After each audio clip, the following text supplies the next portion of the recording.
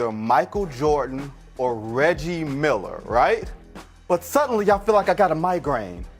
I suddenly feel like I'm going to go with Mr. Sitting Bull, Scottie Pippen.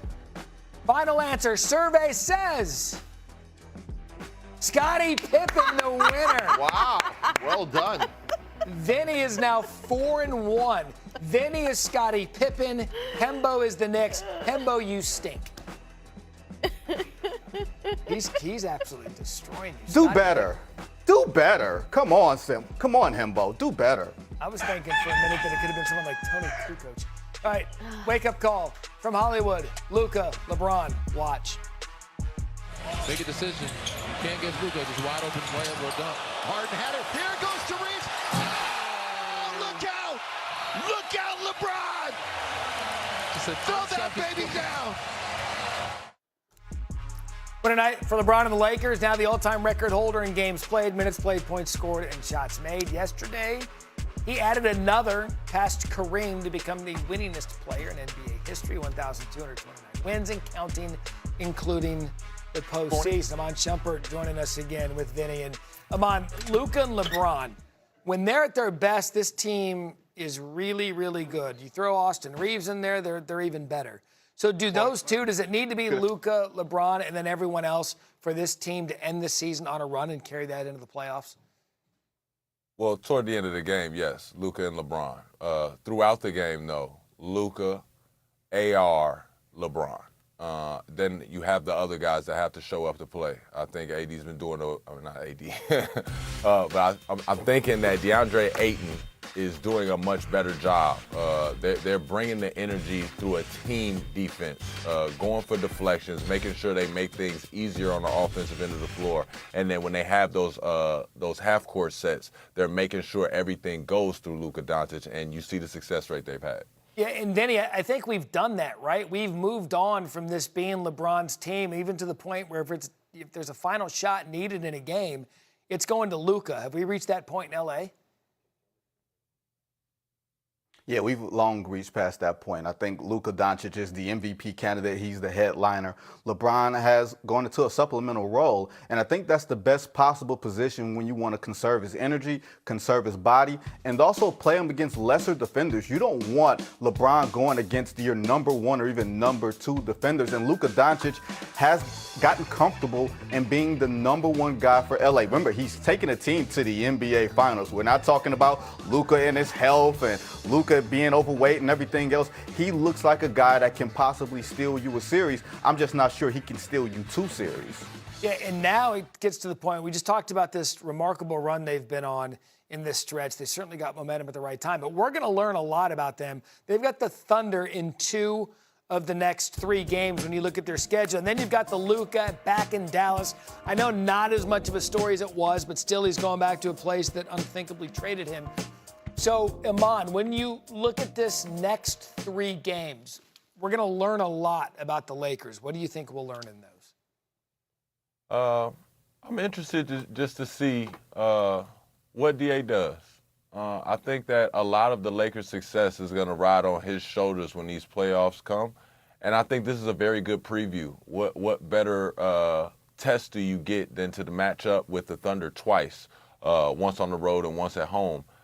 That's definitely a great barometer of how this could go in the playoffs, because the Thunder are a team that plays well on the defensive end. They're going to show you that matchup with first, second, and third defenders. They're going to throw a lot of different schemes at you because they'll be trying stuff for playoffs as they continue to stay at that number 1 spot. So I think it'll be a good barometer for the Lakers to see what they have and what else these guys have in the tank. I think LeBron understands to show a little bit more of a playoff look as he plays these guys the next couple of times. Yeah, and I'd say this. We've been talking about it now for the last month. The Lakers look good. We're about to find out how good next week with 2 meetings against the Thunder going in. Let's move on to the Knicks now, whose struggles continued last night on the road against the Rockets. They were down double digits most of the game.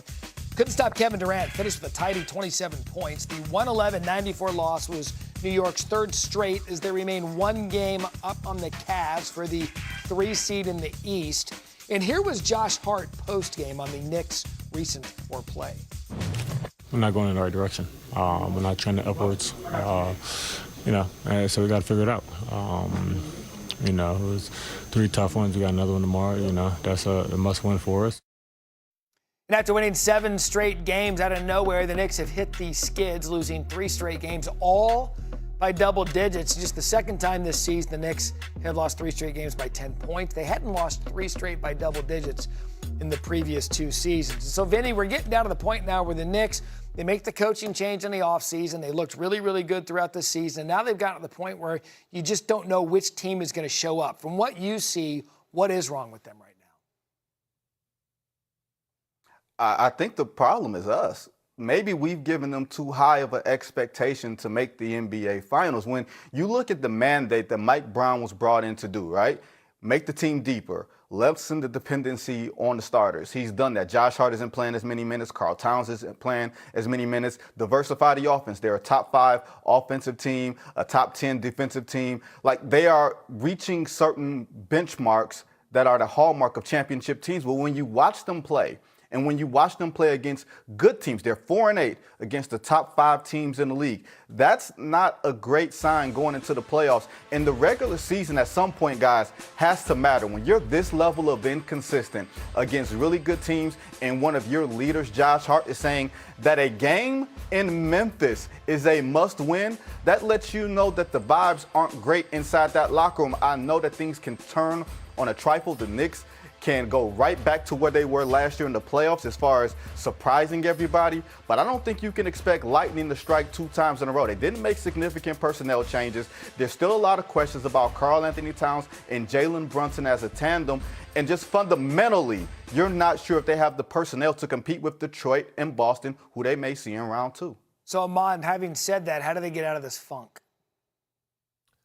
I think the way you get out of this funk is, one, you continue to hang your hat on, though these are just numbers, you want to continue to do these numbers because these are all great things. I think that the Knicks have shown a lot of good things throughout the season. It's just what Vinny's talking about, that level of consistency that we want to say at the end of at the end of a game during a big series, we know what's going to happen. Right now, we don't know what's going to happen. At least last year, we knew, hey, Jalen Brunson's going to pound it. He's going to dribble it all game, but he's going to keep that game close, and they're going to have a shot at the end. Now we're starting to look at it and say, man, do we want it to go back to that where he's controlling everything and you're pulling so much out of somebody that is not one of these guards that are one of the bigger guards in the NBA. And I think that seeing Houston match up with them last night, you saw that size bothered them. And when you look at the rest of the Eastern Conference, there is size. There is stuff that's going to come in there and bother Jalen Brunson. So I don't want the length to start bothering them. I want them to keep their foot on the gas. But I think that Karl-Anthony Towns and their bench should provide them a little bit more help.